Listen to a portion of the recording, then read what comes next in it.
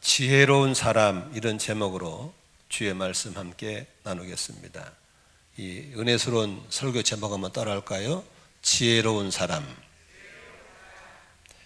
2016년도 8월 24일 날 이탈리아 중부 지역에 6.2의 지진이 일어났습니다. 전 세계 뉴스거리가 되어서 우리나라의 TV조선에 실린 기사 제목이 이렇게 써 있습니다. 이탈리아 내진 설계에 따라 천국과 지옥을 오갔다, 이렇게 써 있었습니다. 그 TV조선의 기자가 전하는 말을 들어보면 이렇게 말하고 있습니다. 마을의 절반이 형체도 없이 무너져버린 이탈리아 아마트리체, 지금까지 집계된 사망자가 267명인데 제가 조사해 보니까 300명이 넘었더라고요, 사망자가. 가운데 267명의 사망자 가운데 200명이 이 마을에서 나왔다고 합니다. 그런데 그 진앙지와 비슷한 거리에 있는 노르차 지역은 지진 피해를 비껴갔습니다. 건물 일부의 건물이 파손되긴 했지만 사망자는 물론 부상자도 전혀 없었습니다. 내진 설계 덕분이었습니다. 지난 1979년과 1997년 두 차례 지진으로 큰 피해를 입었던 노르체에선 모든 건물에 내진 설계를 적용했습니다. 하지만 피해를 입은 아마트리체에는 문화유산 원형 보유를 이유로 지진에 대비한 건물 정비에 소홀했기 때문입니다. 이런 기사 내용이 있었습니다. 그런데 무너짐이 지금은 지진만 무너지는 것이 아닙니다. 지진을 통해 건물만 무너지고 있는 것이 아니라 한국교회 성도들의 신앙이 무너지고 있고 주님의 교회가 무너져가고 있습니다. 예전에는 신앙생활을 잘하던 사람이 어느 날 세상길로 간 사람들이 있고, 예전에는 영혼공과 제자 삼는 일을 위해 열매를 맺던 교회와 성도들이 지진을 만난 것처럼 무너지고 있고 비참한 모습으로 세상에 쓸려가고 있는 것을 많이 볼 수 있습니다. 날개 없는 새처럼 추락을 거듭하고 있는 교회와 주변의 믿음 생활들을 보며 과연 천국까지 입성을 하려면 저분들이 과연 천국까지 들어갈 수 있을까에 대한 의문을 할 수밖에 없는 상황을 볼 수 있습니다. 약 2년 반 정도의 팬데믹 상황을 겪어내면서 한국 교회에서만 1만 교회 정도의 교회가 예배당 문을 닫았다고 합니다. 교회당의 1만 개가 문을 닫아버리면 성도들은 얼마나 많이 세상으로 실려 나갔을까를 생각해 봤을 때 추측하기가 어려울 정도로 많은 숫자들이 세상에 실려가 버렸습니다. 왜 그런 일이 있었을까요?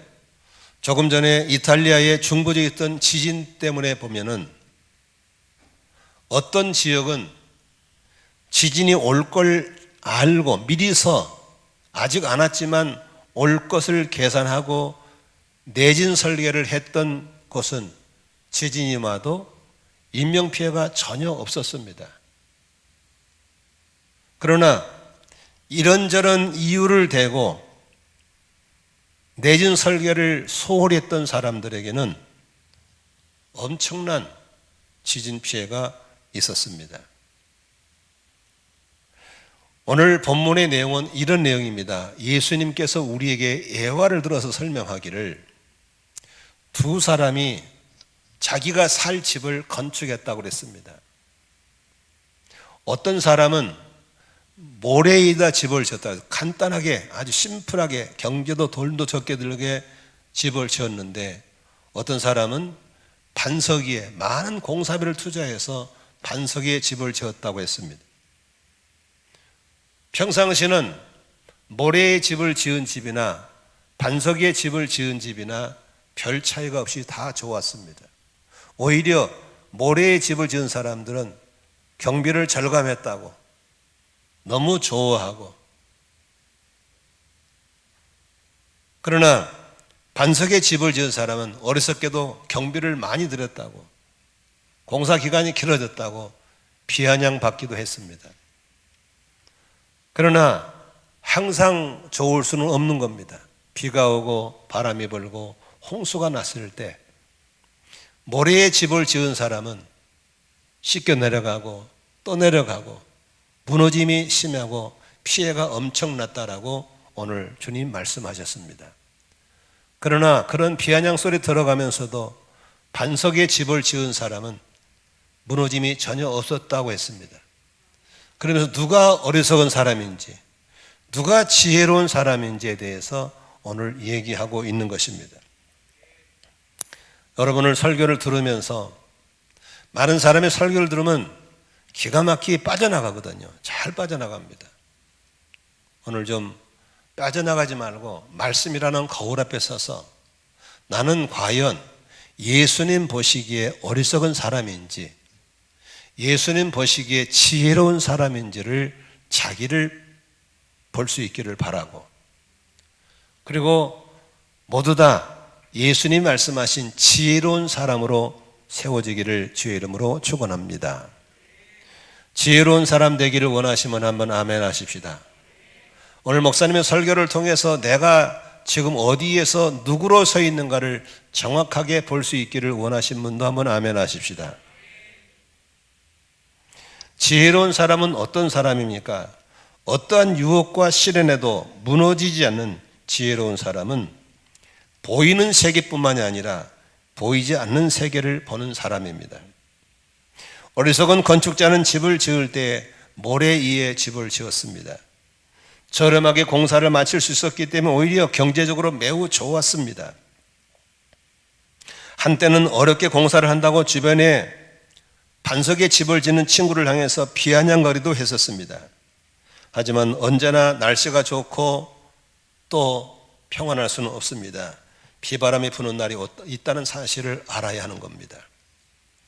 그때 무너짐이 심했지만 반석에 집을 지은 사람은 무너지지 않았다고 써 있습니다. 누가 지혜로운 사람입니까? 공사를 빨리 지어서 안락한 삶을 사는 사람이 지혜로운 사람일까요? 비용이 들더라도 공사 기간이 길더라도 무너지지 않는 집을 지은 사람이 지혜로운 사람일까요? 어리석은 자는 눈에 보이는 것에 관심을 갖고 보이지 않는 건 소홀히 여기는 사람이었습니다. 하지만 지혜로운 사람은 지면으로 나오지 않는, 지면 아래 보이지 않는 기초부터 튼튼하게 준비하고 미래를 대비한 사람이었습니다. 지금 우리 주변에는 두 종류의 사람들이 살고 있습니다. 나는 둘 중에서 어느 쪽인가를 한번 돌아보시길 바랍니다. 어떤 사람은 순간을 위해서, 잠깐을 위해서 나중에 영원한 것을 포기해버린 사람들이 있습니다. 그런 어떤 사람들은 더 나은 미래, 더 나은 영원한 것을 위해서 순간순간을 포기해가는 사람이 있습니다. 예를 들어 말하자면 우리는 우선 넓은 집, 우선 비싼 옷, 우선 좋은 차, 우선 팡팡 돌아가는 이런 스마트폰, 컴퓨터를 사기 위해서 조금도 두려워하지 않고 대출을 받습니다. 우리나라는 세계적으로 부채를 가장 무서워하지 않는 대단한 민족들입니다. 대단한 건 대가리가 단단한 사람을 대가다는 거예요. 겁이 없습니다. 근데 우선은 좋을지 모르지만 매달 지불해야 되는 이자들, 지금 고이율 3고 시대를 만난 사람들은 지금 밤에 편하게 잠을 못 잘 겁니다. 왜냐하면 지금 미국 금리가 7%까지는 올라야 물가를 잡을 수 있다고 나왔습니다. 앞으로도 금년에 이제 한 반쯤 남았는데, 반쯤 남은 가운데 앞으로 3번이나 4번 정도는 이율을 올려야 된다고 그러는데 우리나라는 지금 미국을 따라가고 있기 때문에 올라갈 수밖에 없습니다. 그러면 이제 넓은 집을 사기 위해서 대출을 받았죠. 좋은 차를 사기 위해서 차량도 할부로 끊었죠. 스마트폰은 당연히 할부로 끊었죠. 그런데 이자는 밤에 잠도 안 잡니다. 이자는 휴일도 없습니다. 여질 찾아올 겁니다. 만일에 7%대로 올라버리면 서울 시민들의 60%가 빚감대로 들어간다고 합니다. 40%로 한 달을 살아야 됩니다. 왜 우리는 이렇게 눈에 보이는 것에 잠깐을 위해서 영원한 걸 포기하며 사는지 모르겠습니다. 저는 어리석은 사람이라고 얘기하고 싶습니다. 저는 수많은 사람들을 안산에 와서 만나는데 부채 없이 사는 사람을 그렇게 만나본 적이 없습니다. 그런데 한 사람 만났습니다. 어떤 장로님인데 그 집은 독립유공자 집안인데 그 집의 가훈이 부채를 지지 않는 것이 가훈입니다. 그래서 그 집은 진짜 땡전 한 푼도 부채가 없습니다. 사업을 하는데 은행에다가 한 푼도 안 갖다 줍니다. 자동차 사는 것 현찰로 삽니다. 핸드폰 사는 것 현찰로 삽니다. 집을 구입하는 것 현찰로 삽니다. 검찰, 경찰이 아무리 뭐라 해도 그분은 눈도 깜짝도 하지 않습니다. 왜냐하면 자신이 있기 때문에 그렇습니다. 그러면 그 현찰로 살려면 불편한 게 많습니다. 그러나 카드를 써도 체크카드 외에는 쓰지 않습니다. 요새 우리들 야채를 보면은 때깔 좋은 것 사죠. 그렇죠? 모양새 좋은 것, 벌레 안 먹는 거 사잖아요.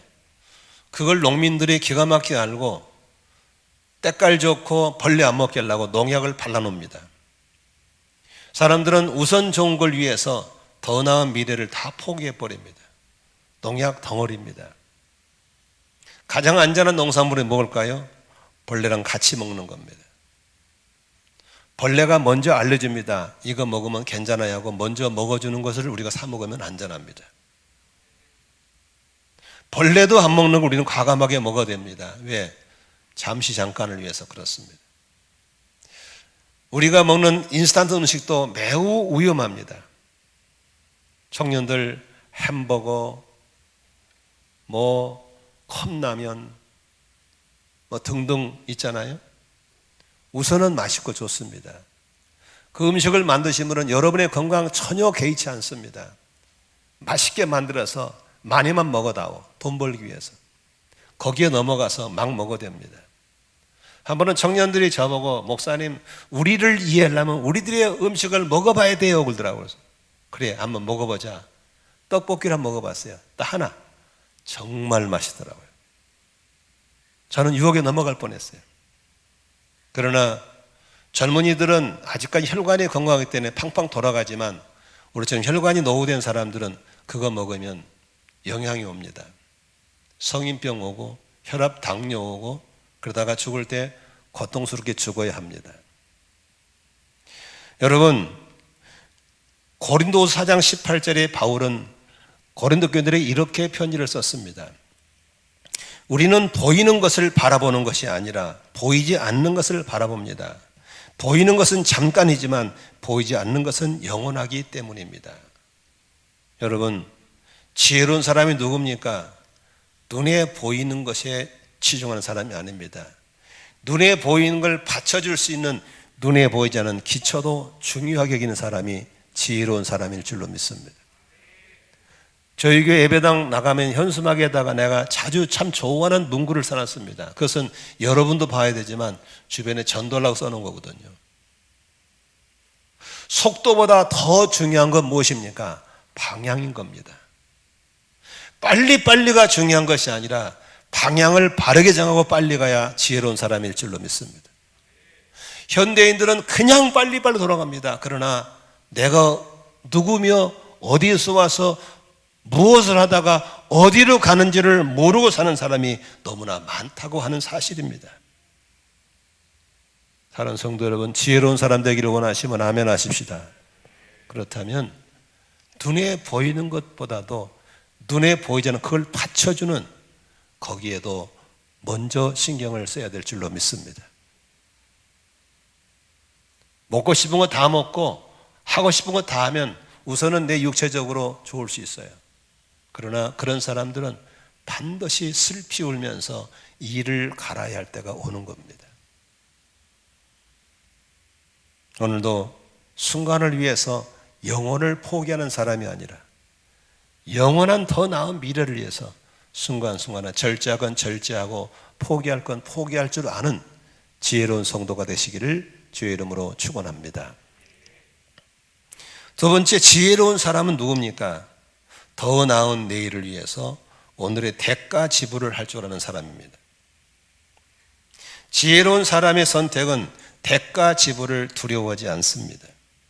집을 지을 때 모래에 짓는 것은 아주 간편합니다. 경비가 적게 듭니다. 빨리 지을 수 있어요. 그러나 반석에 집을 지으려면 많은 수고를 해야 돼요. 많은 대가를 지불해야 돼요. 공사 기간도 길어요. 때로는 주변 사람들이 핀잔할 수도 있어요. 멍청하다고. 그러나 지혜로운 사람들은 그런 걸 다 감내하면서도 묵묵히 그 길을 가는 이유가 있습니다. 왜냐하면 미래를 보는 눈이 있기 때문에 그렇습니다. 지혜로운 사람들은 시대를 읽어내고 시대를 분별하는 눈이 있어야 될 줄로 믿습니다. 임시응변을 살면 안 되는 겁니다. 우리들이 사는 세상에 앞으로 무슨 일이 일어날지에 대해서 시대를 읽어내는 눈이 있어야 될 줄로 믿습니다. 사람들이 먹고 마시고 춤추고 노래하는 하루하루의 하루살이가 아니라 지혜로운 사람은 시대를 읽어내며 미래를 항상 준비하며 살아있는 사실을 알 수 있는 겁니다. 현세도 봐야 되지만 미래의 눈을 보는 눈이 있어야 됩니다. 눈앞에 산도 봐야 되지만 산 너머에 있는 산도 볼 수 있는 사람들이 바로 지혜로운 사람이라고 하는 것입니다. 지혜로운 사람의 결정은 언제나 주의 말씀을 듣고 순종하는 신앙생활입니다. 마태복음 7장 24절에 보니까 그러므로 내 말을 듣고 그대로 행하는 사람은 반석 위에다 자기 집을 지은 슬기로운 사람 같다라고 할 것이다.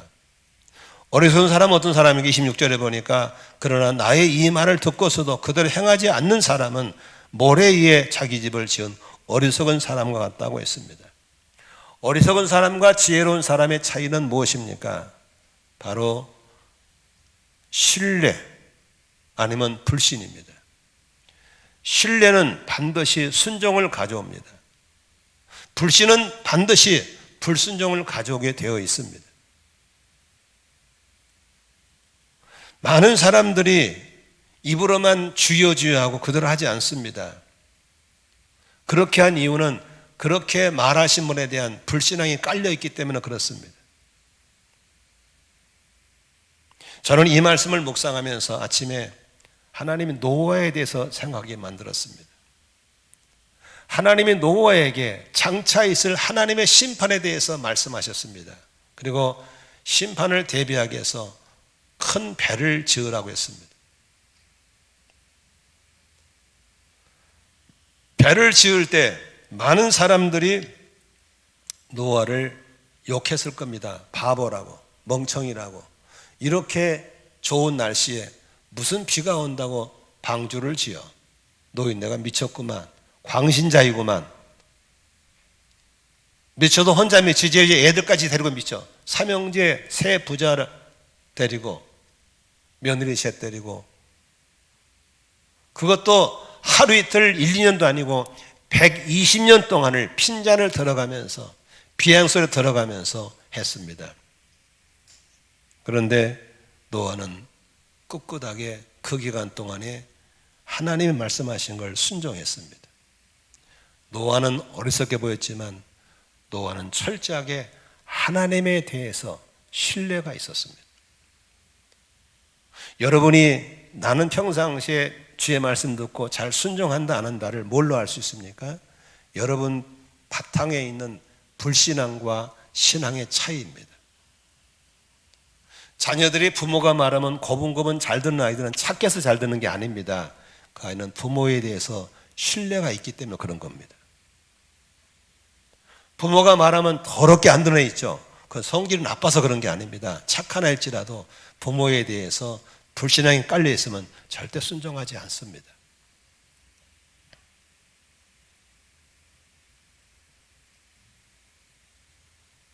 여러분, 이렇게 우리가 믿고 듣고 순종한 것은 성경에 보니까 죽은 믿음과 산 믿음이라고 고백하고 있습니다. 야고보서 2장 20절에 보니까 영혼 없는 몸이 죽은 것과 같이 행함이 없는 믿음은 죽은 것입니다 라고 했습니다. 많은 분들은 불신앙은 불순종은 행함 없는 믿음이 되어서 죽은 믿음이 되어버립니다. 그러나 신뢰는 순종으로, 순종은 행함으로 가서 살아있는 믿음이 되게 하는 것입니다. 우리는 기독교에서 가장 중요하게 여기는 교리 중에 하나가 뭡니까? 주님의 다시 오시는 재림입니다. 아마 교회 다니는 사람 물어보면서 100이면 100사람 다 재림 믿는다고 그럽니다. 여기도 내가 물어보면 다 그런다 할 겁니다. 예수님이 2번 오십니다. 첫 번째 오신 초림 예수는 우리를 구원하러 오셨고, 두 번째 오신 예수는 세상을 심판하고 우리를 데리러 오실 것을 믿으시면 아멘 하십시다. 이 주의 재림을 믿으신 분만 하면 아멘 하십시다. 다시 한번 아멘 하십시다. 그런데 지금 아멘 한 분을 만나서 재림 믿는다고 그러면 재림을 준비하고 있냐고 그러면 아무도 대답 없습니다. 재림을 준비하지 않고 있습니다. 죄송하지만 그건 믿음이 아닙니다. 정말 재림을 믿는다면 주님이 언제 오실지 알지 못하기 때문에 지금이라도 재림을 준비하며 살아야 될 줄로 믿습니다. 제가 순례자의 상공을 마치신 분들만 드러나거리는 밴드가 있습니다. 거기에 제가 이번에 영상을 하나 옮겼습니다. 거기에 이런 내용이 있습니다. 우리는 순례자의 삶, 출장 인생인데 여행이 즐거우려면 3가지가 준비가 갖춰져야 된다. 여러분도 인생 나그네 여행이 즐거우려면 다음 3가지를 준비하셔야 됩니다. 첫 번째로 짐이 가벼워야 합니다. 우리 주변에 너무 많이 가지신 분 있잖아요. 저는 뒤에다 그렇게 기억합니다. 저 양반은 편하게 못 죽을 거야. 왜? 짐이 너무 많아. 어떻게 갖고 올라갈 수도 없고, 그러니까 오래 살아요. 어떻게? 짐이 가벼워야 됩니다. 두 번째, 동행자가 좋아야 합니다. 하루를 살아도 속 편하게 사는 동행자가 있어야 됩니다. 세 번째는 돌아갈 집이 있어야 됩니다. 여기는 영원히 살 곳이 아니라는 사실을 너무나 잘 알면서도 돌아갈 집이 없다면 그 사람은 행복한 순례자가 될 수 없는 겁니다. 죽음에 대한 분명한 3가지를 알아야 됩니다. 첫째, 사람은 반드시 죽습니다. 두 번째, 나 혼자서 죽습니다. 세 번째, 아무것도 가져갈 수가 없습니다. 이게 죽음인 겁니다. 죽음에 대해 모르는 3가지가 있습니다. 첫째, 언제 죽을지 모릅니다. 태어날 때는 순서가 있지만 떠날 때는 순서가 없기 때문에 그렇습니다. 두 번째, 어디서 죽을지 모릅니다. 여러분 어디서 죽은 걸 알고 있나요? 아무도 모릅니다. 객사할지, 병원 살지, 집에 죽을지, 갑자기 죽을지 아무도 모릅니다. 이런 미지수에 살고 있습니다. 세 번째, 어떻게 죽을지 모릅니다. 편안하게 죽는 건 희망사항이지만 모르는 거예요. 이러한 죽음에 대한 미지수, 죽음에 대한 분명한 3가지 즐거운 여행의 3가지를 갖고 있어야 되는데 불구하고 전혀 준비가 없습니다. 그냥 눈앞이 어두워서 1시간 후에 2시간 후에 쾌락, 즐거움, 친구, 미팅, 만남, 먹을 것, 그렇게 사는 사람이 과연 재림을 준비하는 사람일까요? 그 사람의 믿음은 종교적인 믿음이지 실제 믿음이 아닌 것입니다. 오늘도 사랑하는 성도 여러분, 지혜로운 자가 되시기를 원하시면 아멘 하십시다. 그렇다면 눈에 보이는 것이 중요한 것이 아니라 보이지 않는데도 관심을 갖기를 바랍니다. 저는 이번에 생명의 삶 20개를 비대면으로 했습니다. 한마디로 너무 힘들었습니다. 정말 중간에 몇 번 관둘라 그랬어요. 안 하고 싶었어요. 왜? 미래를 준비할 마음이 없는 사람들이에요. 그냥 밀려오고 가라니까 와서 아닌 사람들인데, 대면을 하면 분위기를 잘 깨는데 비대면을 하니까 누구는 졸고 있고 장난치고 있고 딴 하품하고 있고, 이런 사람 데리고 한다는 게 너무 힘들었어요. 이거 내가 뭐 하는 거예요? 근데 그 중에 딱 몇 사람이 눈물을 청처렁해서 주신 말씀을 받아들였어요.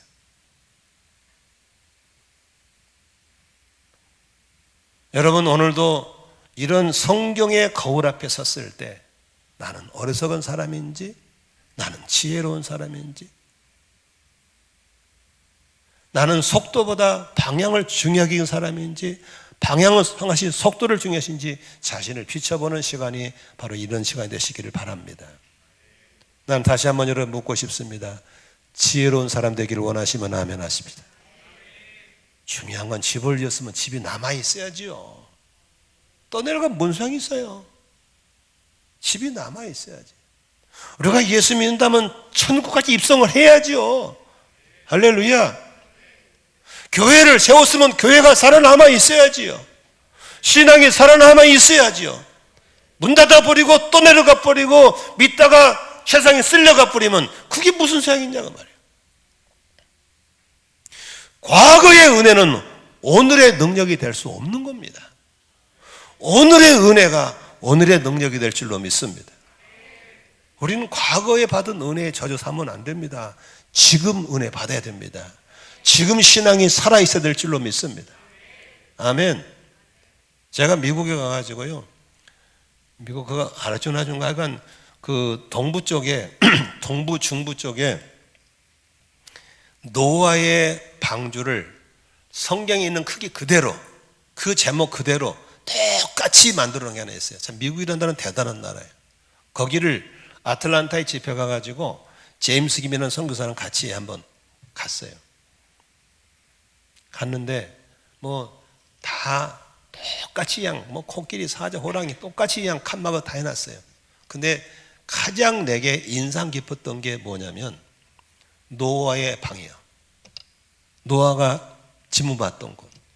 어떤 모습인지 노아가 펜을 들고 주님이 뭘 하면 들으려는 자세를 가지고, 근데 거기 이제 실제로 음성까지 들리게 했어요. 노아가 먹었냐면 고기를 끄덕끄덕하면서 오예, 오예, 오예. 노아는 주변 사람들 소리 듣고 사는 게 아니라 주의 음성을 듣고, 주의 음성을 듣고 설계했고, 주의 음성을 듣고 배를 만들었고, 주의 음성을 듣고 세상을 이겨냈다는 거예요. 우리 한번 따라해 볼까요? 자, 오른손 하고 볼펜 잡으세요. 그리고 노아처럼 거기부터 오예, 시작. 오예, 오예. 나는 그게 너무 감동이 되고 눈물이 나는 거예요. 120년 동안에 얼마나 주변 사람들이 요구했을까? 저 영감탱이 미쳤냐, 뭐 어쩌냐, 뭐 이 쨍쨍한 대낮 이게 무슨 짓거리냐? 그러나 그는 꾸다지 않고 들었고 순종했고 살아남은 이유는 뭘까? 오예 때문에.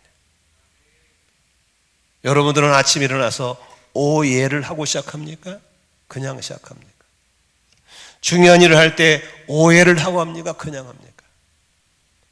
오늘도 주의 음성을 듣기에, 지혜로운 사람들은 하늘의 음성을 두고 살아가는 사람들입니다.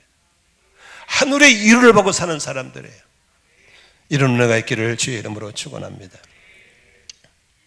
지혜로운 사람 되기를 원하시면 다시 한번 아멘 하십시다. 오늘 일부 예배 때는요, 어린아이 같은 마음으로 두 손 들고 한번 아멘 해보라 그랬어요. 자, 지혜로운 사람 되기 원하시면 어린아이처럼 아멘, 아멘, 아멘, 아멘. 딱 두 사람이 어른 채 앉아있네요. 다시 한번 기회를 드리겠습니다. 지혜로운 사람 되기 원하시면 두 손 들고 아멘, 아멘. 우리 하나님 앞에 다 어린아이인 줄로 믿습니다. 지혜를 얻는 방법 네 가지를 가르쳐 드리겠습니다. 첫 번째, 지혜로운 사람이 되려면 하나님께 지혜를 구해야 됩니다. 그런데 지혜를 구하기 전에 해야 될 일이 있어요. 선제 조건이 있어요. 그게 뭐냐면 지혜와 지식은 구별돼야 됩니다. 많은 분들이 고학력자들, 공부를 많이 하신 분이 지혜가 많을 줄 알아요. No, 틀린 답입니다. 지혜와 지식은 다릅니다. 아무리 지식이 많아도 그것을 담는 그릇 지혜가 없으면 못 쓰는 겁니다. 지식을 풀어 쓸 수 있는 지혜가 있어야 지식이 살아나는 것입니다. 그런데 오늘날 우리나라는 고학력이라는 인플레이션 걸려 있습니다. 대부분의 젊은이 다 대학 나왔습니다. 그러나 중요한 것은 대학 나온 사람들이 기능을 하지 못하는, 한마디로 고비용 저효리라는 아주 부끄러운 나라가 되어버렸습니다. 요새 똑똑한 젊은이들은 대학을 안 가버립니다. 왜? 공부는 아무나 하는 게 아닙니다. 공부도 기술이거든요. 근데 부모들이 못 배운 한이 있으니까 무조건 자식은 대학을 보냅니다. 그래서 대학을 나왔는데 취직이 안 됩니다. 갈 데가 없습니다. 그 고학력, 고지식을 풀어서 돌릴 수 있는 것이 지혜고 담는 게 지혜인 걸 믿으시기 바랍니다. 그러므로 지혜로운 사람 되기 원하시면 지금 정리하셔야 됩니다. 지식은 지혜가 아닙니다. 그러므로 우리 아들이 대학 나왔으니까, 무슨 대학 나왔으니까 빨리 꿈에서 깨어나야 됩니다. 못 써먹습니다. 차라리 공부를 많이 못하고 지혜로운 사람이 훨씬 낫습니다. 저희 교회도 얼마 전에, 몇 년 전이죠, 학력 중학교 나온 사장이 있었습니다. 그런데 중학교 나온 사람이 사장인데 그 종업원이 누군지 압니까? 서울 장안에 있는 대학 나온 사람이 그 직원입니다. 그것도 말단 직원. 다시 말하면 중졸이 서울 안에 알아주는 대학 출신을 직원으로 쓰는 겁니다. 더 재미있는 건요, 시어광단에 공장 부지가 10,000평입니다. 10,000평이면 얼마나 큰지 아시죠? 공장 부지 10,000평의 그 알루미늄 회사인데 그 회사 사장이, 지금 회장 됐습니다만, 회장님이 여의도 순복음교회 김장로라는 분이 장로님이십니다. 학력 초등학교 나왔습니다. 근데 그 회사의 전무 상무가 다 누구냐면 스카이 출신들입니다. 서울대, 고대, 연대입니다. 지혜가 지식을 쓰는 겁니다. 그런데 우리는 여전히 착각에 빠져 있습니다. 공부 많이 했으니까 지혜롭겠지. 전혀 아닙니다. 이걸 빨리 풀어내야만 다음 지혜를 얻는데 도움이 될 줄로 믿습니다. 인정하시면 아멘 하십시다. 그렇다면 지혜는 어디서 얻습니까? 첫째, 지혜의 근원이신 하나님을 알아야 됩니다. 지혜의 근원이신 하나님을 아는 분이 누구였습니까? 바로 솔로몬이었습니다. 솔로몬이 어린 나이에 왕이 되고 나서 제일 처음 무엇입니까? 제단을 쌓습니다. 하나님께 작정 기도를 합니다. 그때 하나님께서 열왕기상 3장 5절에 이렇게 나타납니다. 같이 읽습니다. 그날 밤에 기브온에서 주님께서 꿈에 솔로몬이 나타나셨다. 하나님께서 말씀하시기를 내가 너에게 무엇을 주기를 바라느냐, 나에게 구하여라 그랬습니다. 그때 솔로몬이 뭐라고 하나님께 기도합니까? 7절 8절 같이 읽습니다. 빨리 읽습니다. 시작. 그러나 주 나의 하나님 주님께서는 내가 아직 어린 아이인데도 나의 아버지 다윗의 뒤를 이어서 주님의 종인 나를 왕이 되게 하셨습니다. 나는 아직 나가고 들어오고 하는 처신을 제대로 할 줄 모릅니다. 주님의 종은 주님께서 선택한 백성 곧 그 수를 셀 수도 없고 계산할 수 없을 만큼 많은 백성 가운데 하나뿐입니다. 9절 시작. 그러므로 주님의 종에게 지혜로운 마음을 주셔서 주의 백성을 재판하고 선과 악을 분별할 수 있게 해주시기를 바랍니다. 이렇게 많은 주님의 백성을 누가 재판할 수 있겠습니까? 10절 보세요. 주님께서는 솔로몬이 이렇게 기도하는 것이 어땠다? 마음에 들었습니다. 하나님은 지혜를 구할 때 마음에 드신다고 말씀한 줄로 믿습니다. 아멘. 그래서 11, 12절 같이 읽습니다. 시작. 그러므로 하나님께서 그에게 말씀하셨다. 내가 스스로를 생각하여 오래 사는 것이나 부유한 것이나 원수 갚는 것을 요구하지 아니하고 다만 재판하는 데에 들고서 무엇이 옳은지 분별하는 능력을 요구하였으므로 12절 크게 시작. 이제 나는 네 말대로 내게 지혜롭고 총명한 마음을 준다. 너와 같은 사람이 너보다 앞에도 없었고 네 뒤에도 없을 것이다. 나는 또한 네가 달라고 하지 아니한 부귀 영화도 모두 너에게 주겠다. 내 일생 동안 왕 가운데서 너와 견줄만한 사람이 없을 것이다. 하나님은 지혜를 구하는 솔로몬에게 지혜를 주신 줄로 믿습니다. 솔로몬은 뭐 줄게? 라고 했을 때 원수 좀 갚아주세요, 건강 주세요, 오래 살게 해주세요, 그런 거 구하지 않았습니다. 사명 감당할 지혜를 달라고 기도한 줄로 믿습니다. 야고보서 1장 5절에 신약 성경의 야고보는 이렇게 써 있습니다. 같이 읽습니다. 시작. 여러분 가운데 누구든지 지혜가 부족하거든 시작. 지혜가 부족하거든 모든 사람의 아낌없이 쉬고 나무라지 않으시는 하나님께 구하십시오. 따라합시다. 지혜가 부족하거든 하나님께 구하십시오. 다시 한번 시작. 지혜가 부족하거든 하나님께 구하십시오. 여러분, 이제 자녀들의 학비들이 된다고 그렇게 못 먹고 못 산다고 그런 것이지 말고 하나님 우리 아들에게 우리 딸에게 지혜를 주시옵소서. 이렇게 기도하는 어미가 되시기를 주의 이름으로 축원합니다. 아멘.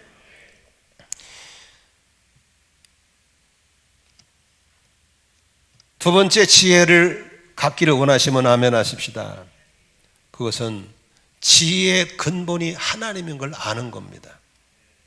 잠언서 9장 10절에 보니까 주님을 경외하는 것이 지혜의 근본이요 거룩하신 분을 아는 것이 슬기의 근본이다.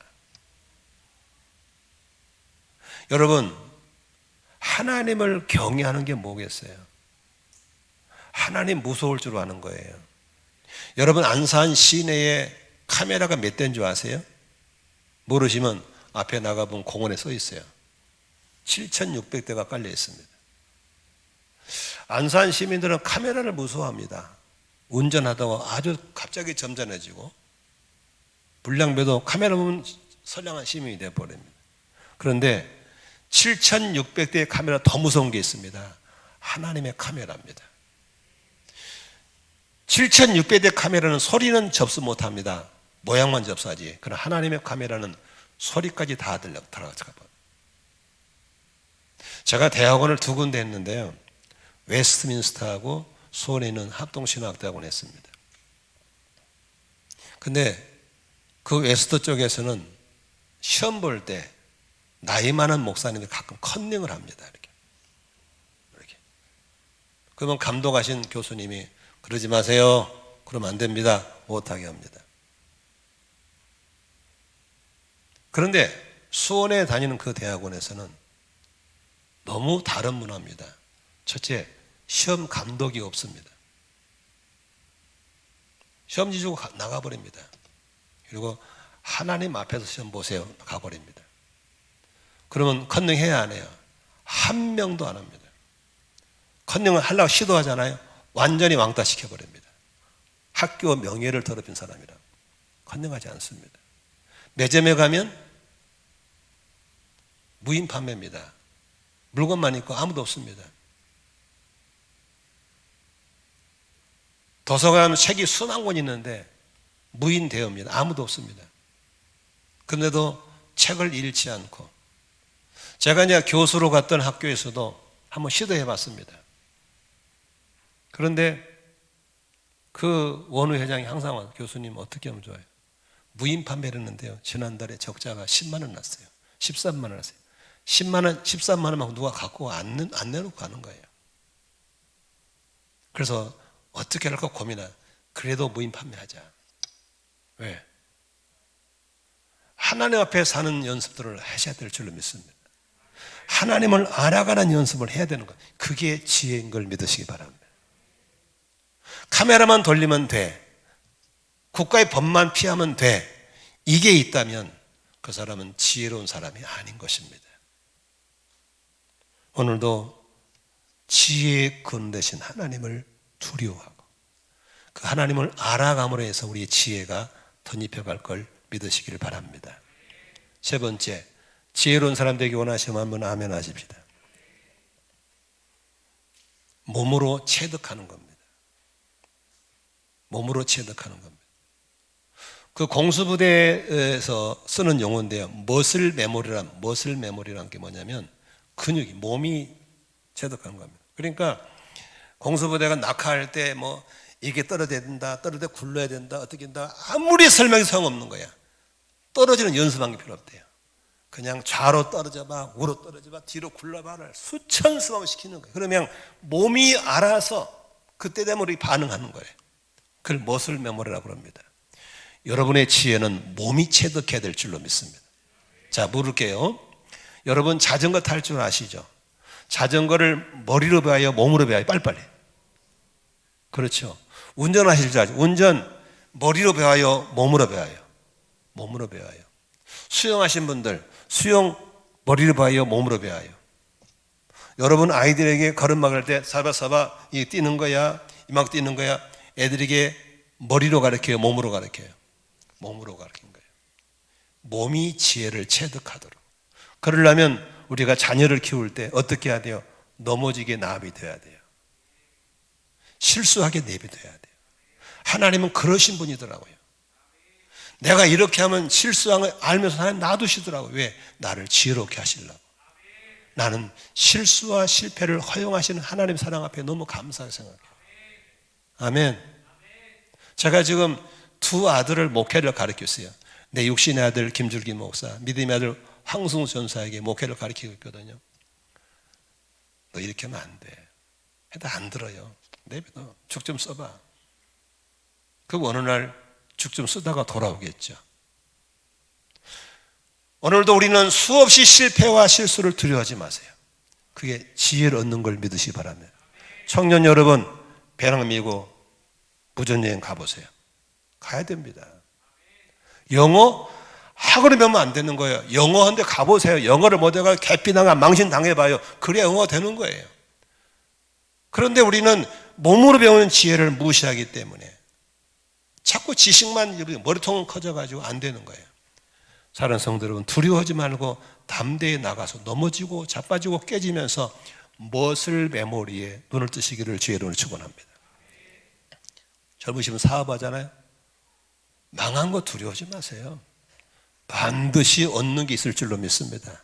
하나님의 그 지혜 쓰실 줄로 믿습니다. 아멘. 옛날에 우리 교회 초창기 때 김헌긴이라는 집사가 있었어요. 그 친구가 사업한다고 30대 때 왔더라고. 기도받으러 왔어. 그래서 기도했더니 아파트를 팔더라고. 팔아가지고 그걸로 무슨 영어 학원 한다고 차렸어. 근데 얼마 있다가 털어 망해버렸어. 그러니 축복기도 내가 너무 민망하잖아요. 그래서 어떻게 하냐, 이거 내가 기도했는데 망해버려서. 그러니까 웃으면서, 목사님 왜 망해요? 그거 수업료 낸 거예요. 수업료. 아파트 한 채 값을 털어먹고 수업료 냈대요. 그러면서 이 친구가 경영을 배운 거예요. 이 사람은 유명한 전문 경영이 되어버렸어요. 억대 연봉을 받고 들어가요. 대단하더라고요. 그때 그 털어먹은 것을 통해 배운 경영이 지금의 전문 경영이 되어버린 거예요. 믿으시면 아멘 하십시오. 보통 한 1년에 5억, 6억씩 벌더라고요. 근데 그 아파트 하나 탁 털어먹고 배우는 거예요. 우리들 이제 실수와 실패를 두려운 부모가 되지 말고 애들 보고, 야, 가봐. 넘어지고 와. 자빠져봐. 그래서 인생을 배우고 몸으로 체득한 멋을 메모리에 능한 지혜가 있을 줄로 믿습니다. 마지막 네 번째, 지혜로운 사람 되기 원하시면 아멘 하십시다. 간접 경험입니다. 내가 갔던 길을 먼저 가신 분, 내가 하던 일을 먼저 하신 분이 나의 멘토가 된다면, 나는 그분의 것을 받아서 듣기만 한다면 나는 그분이 했던 실수를 안 할 수 있고 그분이 했던 실패를 안 할 수가 있는 겁니다. 그런데 안타깝게도 오늘날 이런 건강한 멘토를 가지신 분이 거의 없습니다. 특히 젊은이들, 죄송합니다만은 어른들 말하면 꼰대라고 잔소리를 안 들으려고 합니다. 그러면 어른인 우리가 봤을 때 넌 내가 했던 실수를 해봐야 될 거야. 내가 했던 실패를 해봐야 될 거야. 라고 어른 손을 떼게 되어 있습니다. 그러나 지혜로운 사람들은 꼰대를 벗어나서 어른의 말을 듣습니다. 자문을 구합니다. 들으러 옵니다. 이게 무서운 지혜가 될 줄로 믿습니다. 지금 오늘이 19일이잖아요. 그죠? 19일인가요? 그런데 지난주 15일 날이 무슨 달인지 아세요? 혹시 6월 15일이 무슨 아시는 손 들어보세요. 무슨 아시는 분? 관심이 없으시군요. 6월 15일이 세계 인권에 정한 노인 학대 예방의 날입니다. 한번 따봅시다. 노인 학대 예방의 날. 하도 젊은이들이 노인들을 두드러 패고 밟으니까 그런 날을 만들어낸 거예요. 어른의 지혜, 백발의 지혜를 듣는 게 아니라 어른을 학대하고 두드러 패버리니까 젊은이들이, 이 노인들이 밖을 못 나오는 거예요. 황자님 조심하셔야 돼요. 오든 마죠. 무서운 세상 됐어요. 우리 할머니들 조심하셔야 돼요. 어른 공경이 무너져 버리고 어른의 공경이 무너질 때 그들에게 있는 어마어마한 지혜를 못 듣는 불리기 있는 겁니다. 저는 이게 이제 나이가 좀 들어가면서 내게 한 가지 찾아온 변화가 있습니다. 나보다 인생을 더 사신 분들을 보면 무조건 존경합니다. 왜? 이게 내가 나이가 들어가면 찾아오는 어마어마한 내 심적인 변화와 갈등이 있더라고요. 저분도 이런 갈등을 겪었겠구나. 이런 고비를 넘겼겠구나. 저렇게 의연하게 자리를 지키는 자체가 존경스럽더라고요. 그래서 저는 항상 선배님들 이렇게 만나면 그냥 진짜 존경해요. 나보다 많은 어르신들 만나면 그냥 진짜 존경해요. 왜? 산전풍전 다 겪으시고 살아있는 자체가 존경스러운 거예요. 얻을 게 많아요. 들을 게 많아요. 툭 던지는 게 많아요. 그래서 저는 여러분들이 그런 지혜를 얻으려면 멘토가 있기를 바랍니다. 나는 멘티가 되어서 어려울 때 쫓아가서 자문을 구할 수 있는 것. 얼마나 좋은지 모르겠어요. 이게 바로 지혜로운 사람이 되는 비결인 걸 믿으시길 바랍니다. 말씀 정리하겠습니다. 지금은 지식의 풍요 시대입니다. 하지만 지혜자가 더 필요한 시대입니다. 받은 지혜는 주님의 도구로 선한 영향력을 발휘해야 될 줄로 믿습니다. 과거의 은혜는 오늘의 능력이 될 수가 없습니다. 믿음은 변질됩니다. 이스라엘 백성들의 광야 40년 훈련 후에 가나안 땅에 들어갔을 때 믿음 좋았습니다. 요단강 건널 때 믿음 좋았습니다. 아이성 건널 때 믿음 좋았습니다. 승승장구했습니다. 그러나 가나안 땅에 정착하면서 믿음이 타락하고 변질되고 말았습니다. 초대교회 성도들 믿음 좋았습니다. 로마의 박해 속에서도 믿음을 지키고 믿음으로 로마를 정복하고 기독교를 국교로 만드는 위력이 있었습니다. 그러나 그들의 믿음이 변질되고 타락해서 조소를 받는 향기가 아닌 악취를 풍기는 타락의 모습을 지금 한국교회가 그렇게 보여주고 있는 것입니다. 우리는 스스로 내 믿음이 변질되지 않도록 점검하고 또 점검하는 지혜를 가져야 될 줄로 믿습니다. 반석에 집을 짓는 것 지혜로운 사람입니다. 경비도 많이 들고 비양스 무슨 말을 들을 수 있습니다. 괜찮습니다. 우리는 노아처럼 오예가 필요한 줄로 믿습니다. 오예가. 배운 지식을 담을 수 있는 지혜라는 그릇을 우리는 준비해야 될 줄로 믿습니다. 자녀에게 공부를 많이 가는 게 필요하죠. 그러나 대학 나와 다 노는데 무슨 소용이 있습니까? 우리 애는 안 그러라고 생각하세요? 아닙니다. 아이에게 지혜라는 그릇을 만들어 줘야 됩니다. 하나님 우리 아이에게 지혜를 주시옵소서. 하나님 우리 아이가 하나님을 경외하는 지혜를 주시옵소서. 하나님 우리 아이가 실수 실패를 두려워하지 않고 넘어지고 자빠져도 괜찮다. 우리가 그렇게 몸으로 체득하는 못을 메모리에 눈을 뜨게 하는 부모가 되게 해 주시옵소서. 하나님 우리 아이가 어른들을 존경하고 어른들에게 멘토의 귀를 기울이는 지혜를 주시옵소서. 마지막 한마디 들으세요. 지식인들은 무너짐이 있어도 지혜자는 절대로 무너지지 않을 줄로 믿습니다. 지금 고생하고 계신 분들 괜찮습니다. 그 고생이 헛되지 않고 반드시 몸으로 얻은 지혜로 끝까지 살아남는 반석에 지은 집이 될 줄로 믿습니다. 기도하겠습니다.